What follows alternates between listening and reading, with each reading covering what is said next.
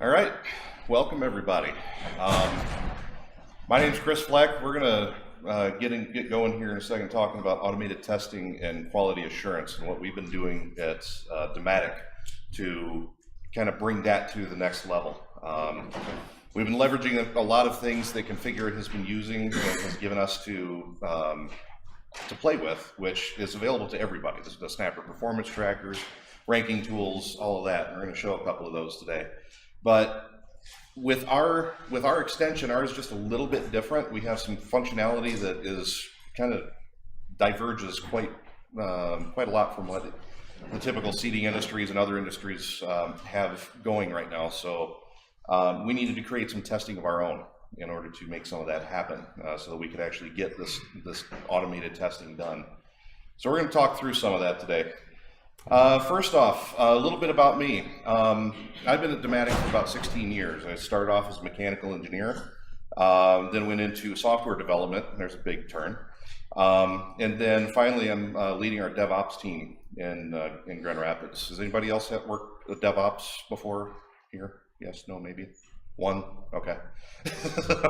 And a half? Okay. Okay.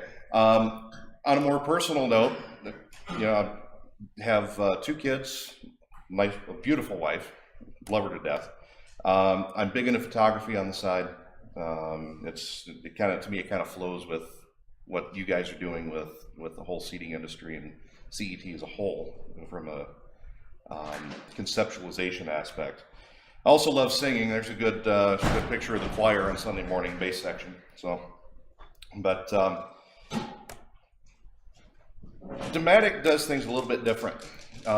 We tend to be on a more grandiose scale as compared to what the typical industries that have been using CET. In a normal situation, my understanding from talking with people, you're dealing with like 6,000 to 30,000 or 300,000 square foot areas.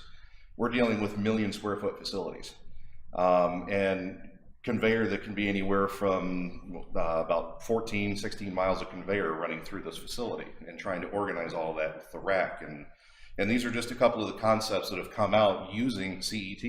We've only been using this 18 months, and we're starting to finally get a handle on getting some of these things out the door and into customers' hands and say, hey, here's a solution for you. So we've been doing a lot with the growth over the past 18 months, and we're still growing. By no means are we there yet. We're experiencing problems, just like anyone else growing is also going to have. But we're also working extremely tight with Configura right now, and I can't thank you guys enough for bearing with us during our little construction period, because it's been a whirlwind. Most development teams right now, I've been hearing are 2, 4, 6, maybe 8 developers on a team. We're dealing with, if you're talking pure developers right now, we're up to probably 25, 30 developers on our team. And we have 50 people working on this thing as a whole. So we got people working in catalogs, we have people doing the actual coding behind things. So it's a growth process. And because of how many fingers are in the pot, there's a huge possibility for error. And we really want to try and avoid that. So one way to do that is through automated testing. It was natural to bring it into the whole DevOps scenario.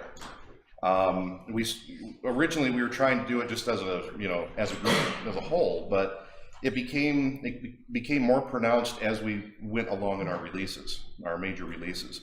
The team that I'm responsible for right now, we do simply the building. So we do all the code merges from the dev branch into the RC branches, and we go ahead and do testing, we deploy. But then we also, on top of that, we're building up our automated testing cases right now. We still have a long ways to go. We've laid our foundation. There's still a few foundational items that we need to get in, but it's a learning curve. As you start experiencing and getting deeper into the code, you start realizing, hey, I need to test this also. Maybe it'd be good to test this out. As new things come up, as features change, we need to make sure the code changes along with it for that testing.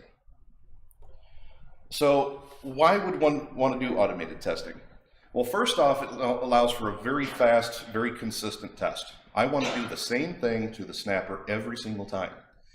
And to give you an idea of just how much of an improvement you're looking at, okay, at least from our extension, we have a particular model that we would test, and it would take about an hour and a half to actually run through all the testing, and that's inserting, copying, moving, stretching, open, close, do all the quick property changes, you know, check bill of material, check, you know, the quote, all of that. It would take us about an hour and a half to make sure that everything was clean, everything was valid as we went through.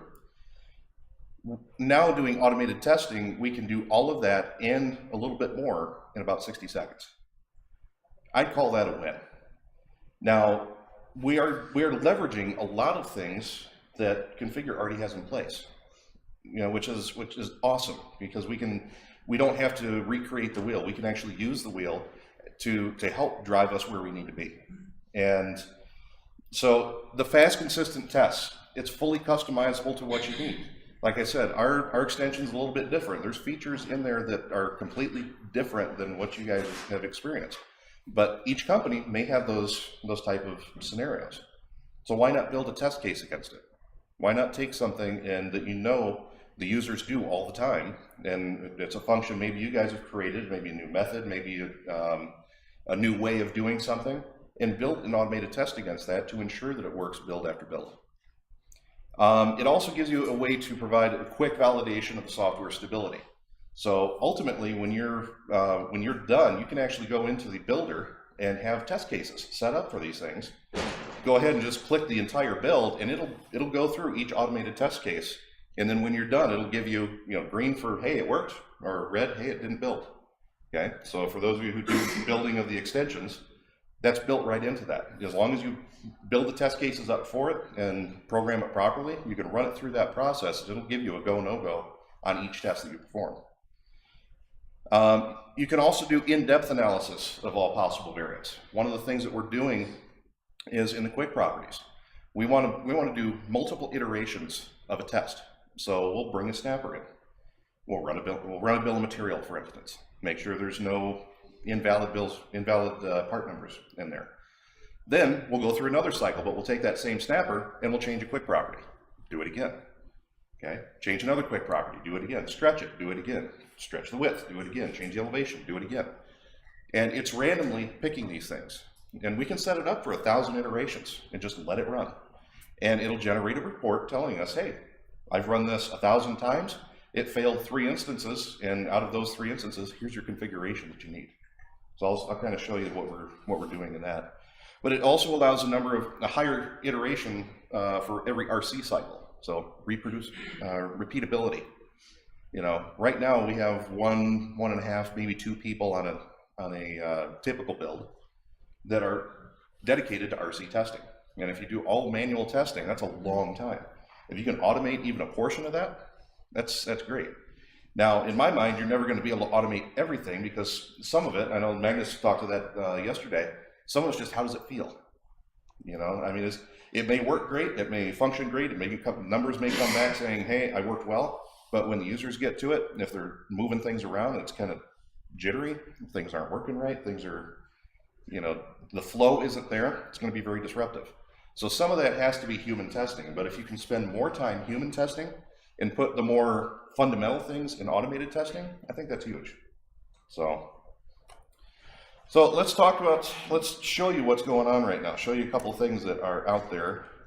I'm actually running 8.5 at the moment, so for those of you, hopefully everyone's at least on 8.5. Yep, I saw a big thank you. Yes! Those of you who are running 8.5, I highly recommend getting used to some of the new features in here, because these are going to be awesome, okay? One of the things that you have, I'm just going to drag a snowman in here.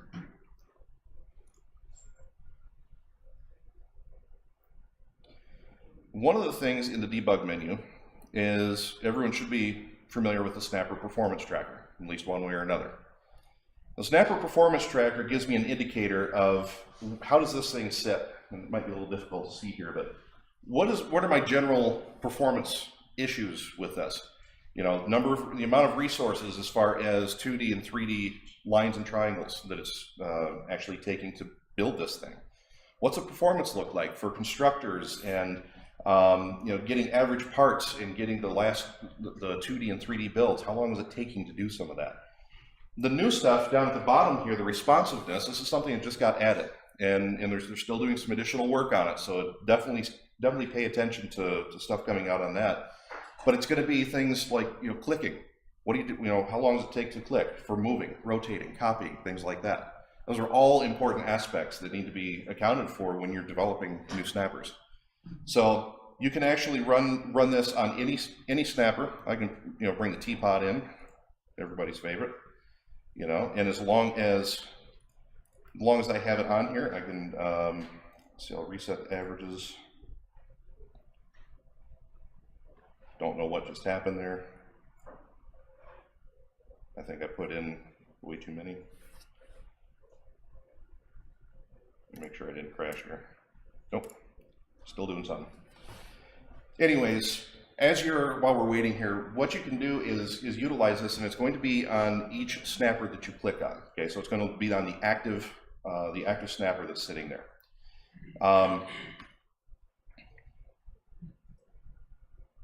Apparently, I updated way too many times. So another component to this, maybe.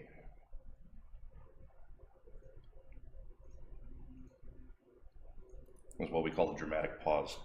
The other thing that you can do is actually do a snapper ranking tool.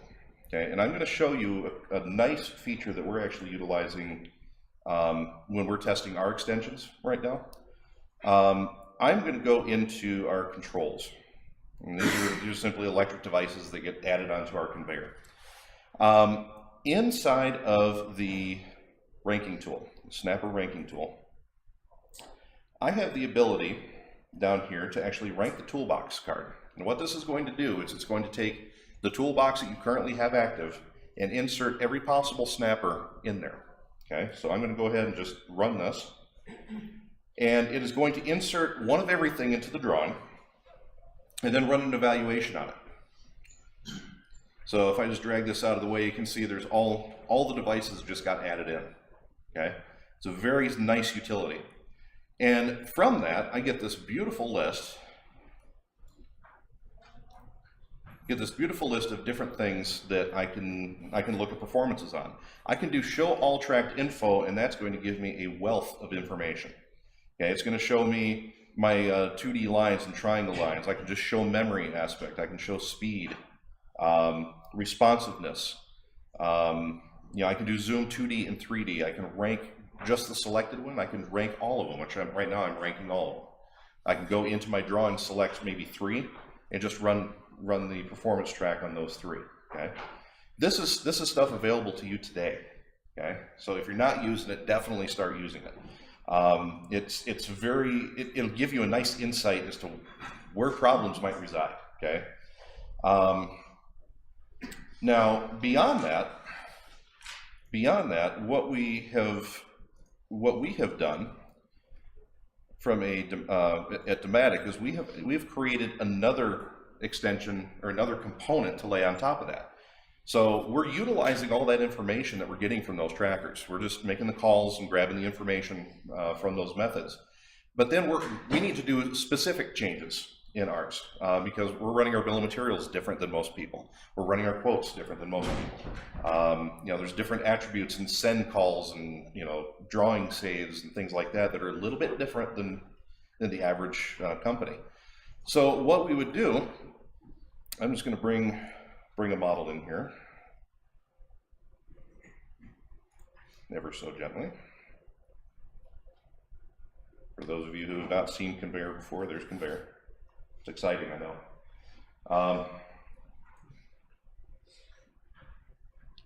Not sure why it's taking so long. Oh, I know why it's taking longer. This isn't the background correct. Yeah, it did, didn't it? We'll summon it. Maybe we won't do that one. Let's choose a different one.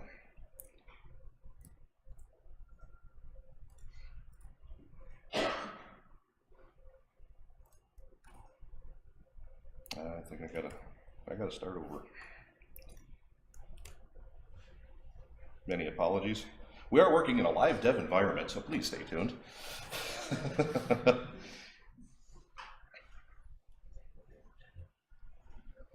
But what we have done, though, is we have created what we identify as the Dematic test jig.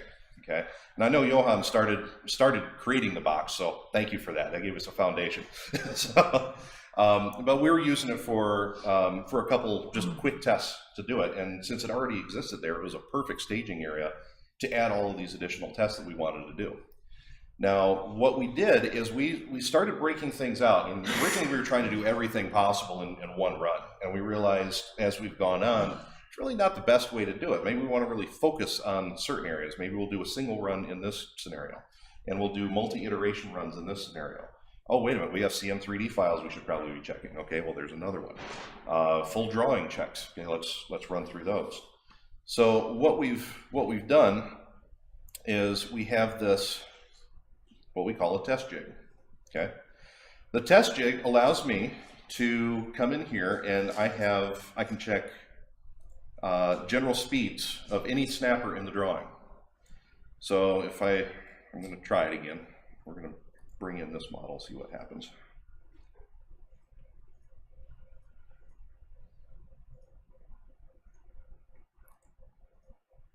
I will say performance is on our to-do list for sure. Okay, so I have just a piece of conveyor in here, and I can run 5 iterations of this to see what the speed is going to be like. And it's going to take a look at every snapper that's on that, and it will give us a bunch of odd information. We got to look at that one. Not sure what happened to that one.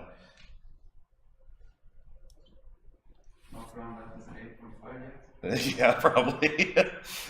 Maybe I should fire up 8.0. I think I'm going to fire up 8.0. I'm sorry. So let's do.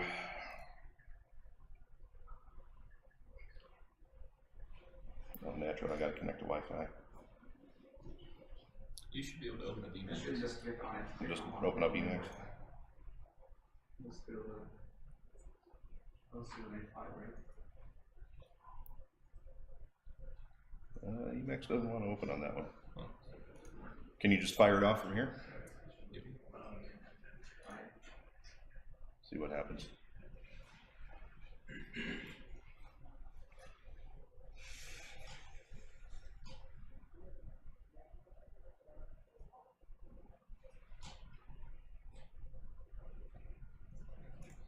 Okay.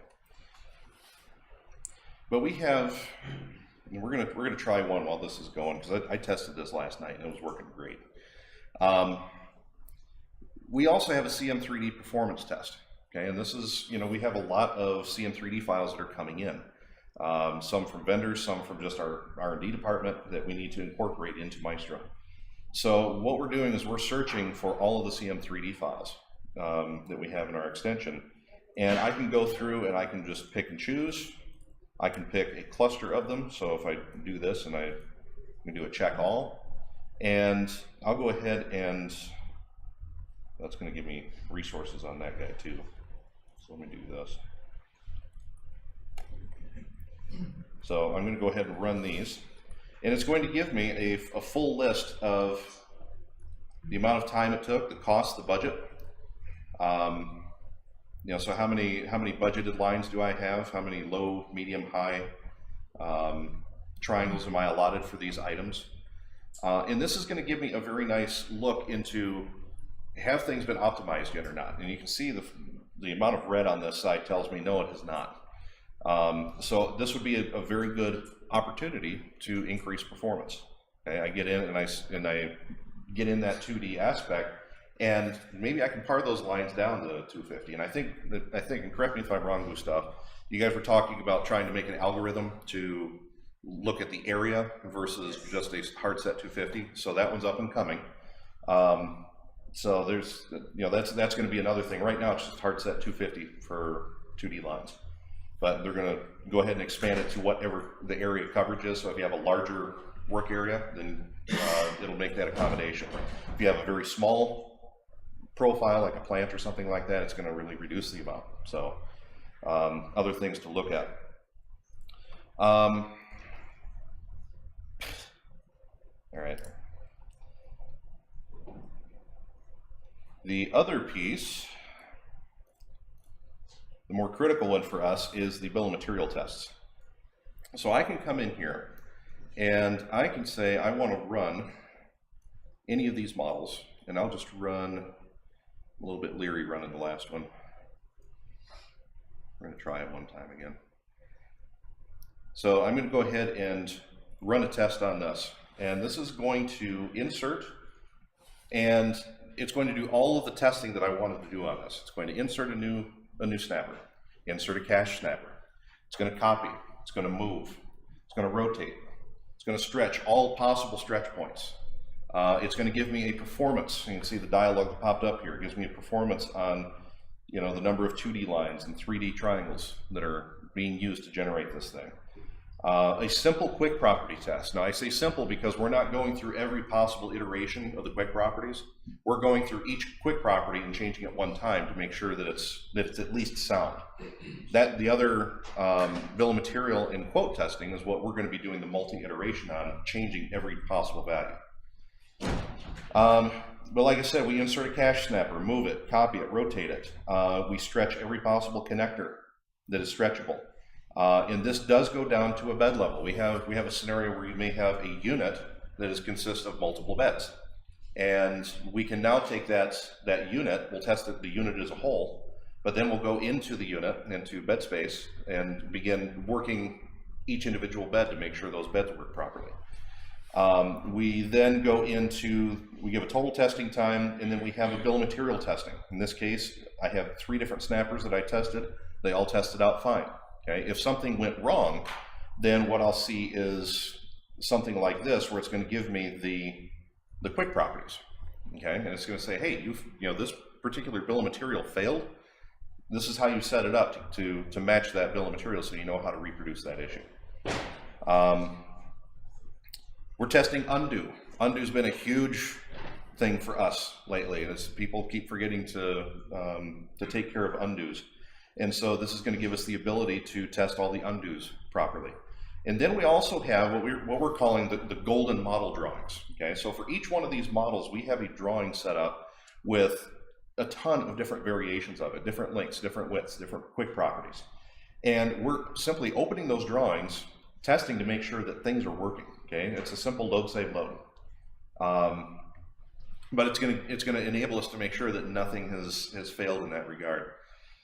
Now, bill of material testing. I'm not going to run through this one too quick, but because we're getting a little bit low on time. But the integration down here allows me to change the number of iterations that I run the bill of material test for, or the quote test for. So I can set it up for 5. I can do 10. I can do 1,000 if I want to, and it'll just sit there and crank away until it's done, and it'll give you a final list. In fact, I'll run them on one of them here. So we'll do an iteration of, say, 10.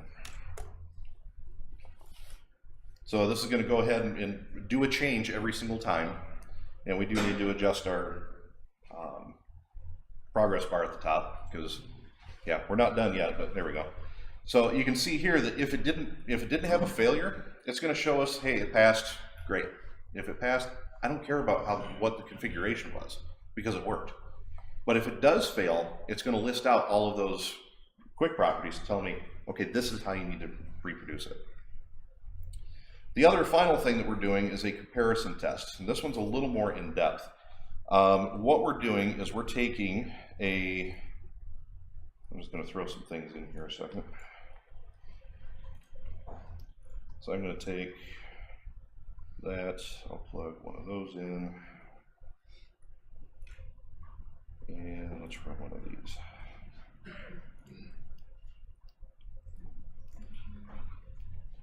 So we've got a nice little setup here, things going around, pretty simple. I can take this drawing and I'm going to create a baseline template for it, a baseline Excel file. And so I'm going to go ahead and run this export on this test. And I'm going to call this, I'm going to save it to my desktop, and we'll save it as export test. And overwrite it, yes please. Okay, now what I can do is, down the road, I can use that Excel file as a comparison. Okay, so if for some reason I open up this drawing and something has moved, I need to know what moved. Okay, now I'm not sure how many people have had issues in the past with this. I know we've had issues on our side because of how we're dealing with some of our snappers, but we've had drives move, we've had units completely disappear. And when you're talking, you have 1,000 units that you're dealing with in a drawing, going one by one to make sure every one of them's there is really tedious. So, and sometimes it's a component of the snapper, of the unit. So like my drive might have moved a little bit. So what we did is we now have the capability of saying, okay, I am going to take this guy and I'm just going to, let's see here, I'm going to go to single select.